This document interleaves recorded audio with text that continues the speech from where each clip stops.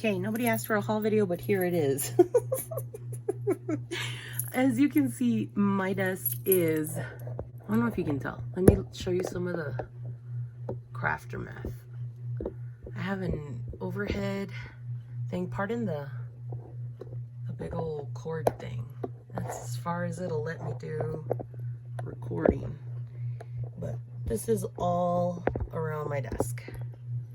So if I go back to trying to show you everything that I bought at my local scrapbook store, I don't know how far I'd have to go because I've been kind of on a, and it's been a consistent shopping, but I do feel like I am very appreciative of having a local scrapbook store. So here's the haul nonetheless. I started, and I've been not collecting, but I've been using the Distress Oxide inks a whole bunch. And so I got the new release, which is the Lumberjack Plaid, and I also made sure to get the re-inker. So I got the re-inker and the ink pad, and I've been using that. I think I can show you the latest. I've been making some Christmas cards, and I've just been gathering them up here. But this one has the Lumberjack Plaid inked up on the edges of the red pattern paper. I don't know if you can tell. So I am enjoying that color. It really is a nice color. I got the fired brick, and I realized too, this was on my past purchase from that same Simple Pleasure store. They have a Facebook group, and Kathy does lives on the Facebook group, and they also release what are they called when you go scrapping there? I don't remember. I just lost the word. But this crackling campfire is a bit orange, and I wanted something more red, and this is the ticket. It's really lovely, and this ink pad was super juicy, so I really like it. And excuse the sniffling, I have a bit of a cold going. So I got that. I got this texture fades with that wood cut. What is it called? The tree rings. And I want to try that embossing. And then I got this switchlets with the 3 borders that it cut and embosses separately. And you know what it does have a little folder. It just doesn't have a folder for this thing. You know, I wish they made a pocket for that, but I guess I'm gonna have to buy some pockets to hold this together. But you can exchange, I have glue or something. You can exchange the little 3 outside parts, and it cuts different styles. So it has 3 different styles to cut: a pinked circle, I believe, a scallop circle, and then the regular round circle. So I thought those would be nice for seals for Christmas, or to add to decoration to the cards. And then this is a very kind of universal style type of, it would lend itself to all other types of needs other than just the holidays. So I really thought that was a good die.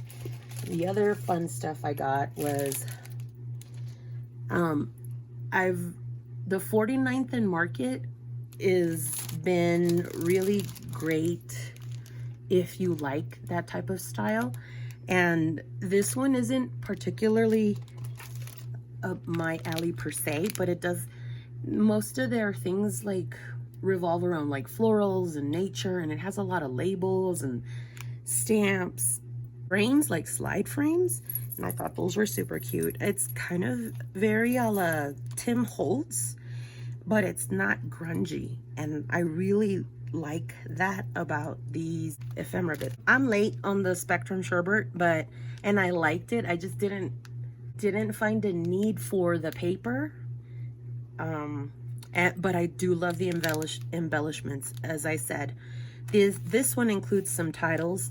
Most of them include tags. This one also has 3 of these the slide camera round, I can't remember the name of it right now, it escapes me, but there's 3 of those in 3 different sizes and colors, and it comes with all of these. So I'm sure you've seen this one, but I love the fact that for the price, this one has 95 die cut pieces, this one has 102, and It has a few farm animals, and it has some little vignettes of like houses or farms, if you will. It's got that country feel, and it's got like one picture of a cow and one ticket in the 3 different color variations of green, white, and the yellow. Oh, and the red, sorry, 4 of the eggs.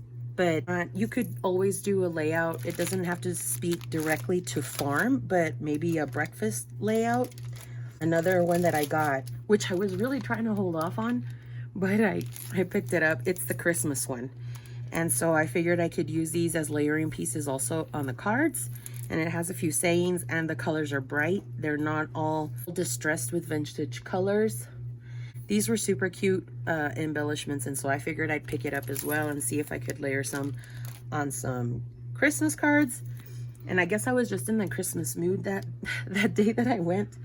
But I really wanted some of these strips to put on the Christmas cards, like Christmas sentiments. And I wanted to see if I could use his stickers. If anything, I can put them on the outside of the envelope and use them as envelope closures, or also use them as embellishments. But I really liked all of this. The sentiments are what I really liked about them. And I don't think that they repeat. I don't know. It doesn't look like they repeat, so I'm really excited because that's plenty of these stickers that have a saying, and they give that feel of Christmas. And then the last thing I bought was this. Oh no, I bought some Barely Art glue, and it comes with a little tip kit. This one, I'm trying to find another glue that's not glitter art glue.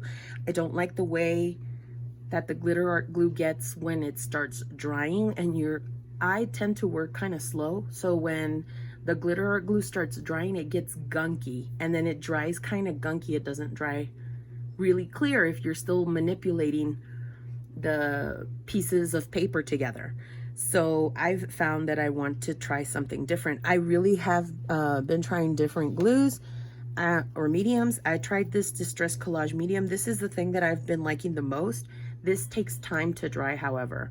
So it's not as fast drying as the glitter art glue. So this is a new one I'm going to try. This one is also really wet, but I like the precision tip that it has. They say that this is just to clean your tip, but I've seen videos where people have said that you can leave the needle in there and that you can use that as the closure. It might be different for people that have different types of climates, so don't take my word for it to just, do that. I checked it out. I left this overnight and it didn't stick, so I really like that. I haven't seen the effects of like manipulating stuff on paper yet, so I don't know what I think about it. I just got it yesterday. I've also tried the glossy accents, and I do like it. I've left the stainless steel pin in this one too, and that's worked out for me thus far, but I just don't want to get rid of the bottle caps. So what I did for this one, because it's the same type of tip and cap, I actually put in a flat. This one also has a needle, and I put a flat needle tip on it. I don't know if you can see that. So that one has a needle in there as well, and I didn't use one of the ones that have an eyelet or an eye. I put a paper clip on this one so I can see it, but this one I put like this, and then I actually was able to put the top right on top of it. So I think I might do that to the glossy accents. I have this one. This is really runny glue, and I bought this off of scrapbook.com, and it does have that fine liner tip. For whatever reason, if I use this and I don't cap it right away, it has the tendency to kind of stop, and I have to like force it into the tip of the glue top. And I don't know that I like that. I don't know if it's getting clogged or whatever, but I'm trying to use this glue up as well. So that was the glue, sorry. And then I also bought these 49 Market Ticket Essentials. They're perforated tickets and stamps. and it says 5 meters each, so it doesn't tell you how many pieces, but it does have 3 rolls, and they really are just tickets. It's not washi. They have a little perforated edge on the edge of the box so that you can actually unglue the thing and then just try to have it have like a feed line, and then it has 2 right here as well for this side of the box. So you could essentially just have them pull out and you can perforate them as you go. And I really like these. Heidi Swap came out with a stamp set that makes postcards, and I thought these would be really cute to add to the edge of the postcards, like if I start making my own. Or I can also put these on the cards as like a layering embellishment. So those were different stamp style, and they're perforated, and I like all the edges. And it's just a different type because I have a stamp die and a ticket die, but I wish these were a little bit thicker. But I mean, you get a bunch. You get a bunch of them. Again, I wish that would have been smaller, and then the packaging could have been a little bit smaller too, but I really like them. They come in a whole different like colors, just like the frames that they have. I want the frames, but it's like, what do you decide on? So I decided to go with the red because of Christmas, and I can add these as layering bits to the cards, and so they repeat. But you can they come perforated. I don't know if you can tell from the back side or there. See, they kind of fold up, and they have those perforated edges. So I really liked those. Those were really super cute, and they kind of remind me of the stamp set from Tim Holtz, of course. And but they're already done for me. I've already done a few from Tim Holtz. I'll show you because I have some on hand. Right here, as a matter of fact. I'm in the process of making Christmas cards, and so I thought about using these as layering elements as well. Those are the stamps from, and the die sets from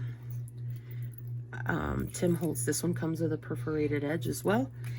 And I don't know if you can find the die set, but I know that Stampers Anonymous did the rubber set stamp for this one, for the tickets, and they don't discontinue their stock or something like that. So you can always get the stamps and then fussy cut them if you can't find the dies. But I have seen the dies on Amazon and scrapbook.com and stuff like that. And then the last thing I bought was this special set of Tinsel Time Dancing Bundle by Spellbinders. And they are these dies that, as if I need something else to construct or to build. But these were super cute. Now, one thing I will say is I thought it was going to have that word, the sentiment, and it doesn't come with the sentiment. It only comes with the design element, I guess. This one's called Dancing Deer, and what it does is the legs swing back and forth on this. During Halloween, I saw that they had a little ghosty. I don't know if the ghost was from last year or the year before, but I barely saw it. So I also purchased that on a previous visit to my local scrapbook store. This one has a dancing snowman with his little skating legs, and they look so cute. And then I got the dancing Santa Claus with his dancing feet. And this one's called Dancing Saint Nick, Dancing Deer, and the Dancing Snowman. And it's a set of 3, and it comes as a deal. They come out to like $13, $14 each. Kathy, the lady that runs the store, she said that they're cheaper as a bundle than if I would have bought them individually. So I really like these. I really love that element of the dancing legs. So I'll put some in if I'll show them if I decide to put them together. But I thought those were super cute. And even if I don't put them on cards, but actually assemble some and then send them out to crafty friends, and they can use them on their scrapbook layouts or what have you, then that would be a super cute gift to make for someone, especially someone that doesn't like to mess with like the fussy elements. It says there's 13 dies on that one. Like, they all differ the amount, right? So it's, I mean, I've been making, and so this past weekend I made a whole bunch of these, well, not a whole bunch, but I made a few. This is gonna go everywhere. Let me show you. Not to worry, my desk is a mess already, but I made these little elements from Tim Holtz. Those 4 dots, the mouth, and then the gingerbread. That's 6 pieces. That is tiny, you guys. I put them together. And then I also did the wreath. I didn't add the little white dots, but I'll figure something out because I couldn't find any more. And then the bow piece in the middle, the bow, the wreath, and the dots are all separate elements. Here's another one with the candy cane. The stripes of the candy cane, the white candy cane itself, and the bow, separate elements. And then the there's an ornament right there. Oh, backwards. There we go. That's 1, 2, 3, 4 different parts that I put together. So somebody that doesn't like to mess with that kind of thing, this would be a cute gift to give them because you've already done the work for them. That's 2, 3, 4, 5, 6, 7, 8 pieces, and it's all put together. So even if you just give this as a little gift to someone that doesn't like to take the time to do this kind of work, is and then especially to a crafter, because they'll, you know, that they'll put them to use, or even to a friend. If you make the layout, this is a little stocking. It's got 1, 2, 3 pieces, and I have another ornament. Oh, there's the Santa. Huh? And they're a lot of fun to put together, but they are like, you have to not be messy. I made a whole bunch of gingerbread because I wanted gingerbread, and so that's what I did the most of. But that was a lot of work to put together. It took a minute to get them done, but that's what I did. So anyway, yeah, that's my haul. And if you want a video of like what I'm doing as far as putting Christmas cards together, or my projects lately, let me know in the comments down below. Thanks so much for watching, and I'll see you in the next video. Bye.